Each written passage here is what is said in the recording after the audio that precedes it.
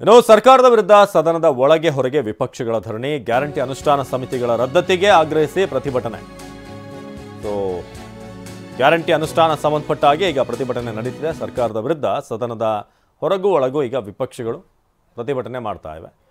Speaker ಮನವಿ ಮಾಡಿಕೊಂಡು ದಯವಿಟ್ಟು ನಿಮ್ಮ ಧರಣಿಯನ್ನು ವಾಪಸ್ ಪಡ್ಕೊಳ್ಳಿ ಅಂತ ಈಗ ರಾಜ್ಯಪಾಲರಿಗೆ ದೂರು ಕೊಡೋಕೆ ಈಗ ಮುಂದಾಗ್ತಿದ್ದಾರೆ. ವಿಧಾನಸಭೆ ಕಲಾಪ ಮಧ್ಯಾಹ್ನ 1:45ಕ್ಕೆ ಮುಂದೂಡಲಾಗಿದೆ. ವಿಪಕ್ಷಗಳ ಸದಸ್ಯರ ವಿರುದ್ಧ ಹರಿಹಾಯ್ದಂತ ಕಾಂಗ್ರೆಸ್ನ ಶಾಸಕರು.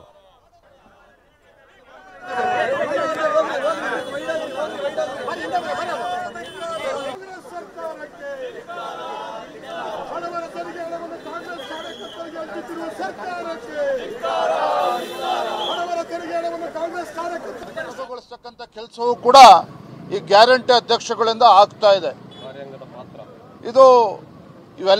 ಎಲ್ಲ ವಿಚಾರಗಳನ್ನು ಇಟ್ಕೊಂಡು ಇವತ್ತು ಗೌರವಾನ್ವಿತ ರಾಜ್ಯಪಾಲರಲ್ಲಿ ನಮ್ಮ ಅಹವಾಲನ್ನು ಮನವಿಯನ್ನು ಕೊಟ್ಟಿದ್ದೇವೆ. ಅವರು ಕೂಡ ಸ್ವೀಕಾರ ಮಾಡಿದ್ದಾರೆ.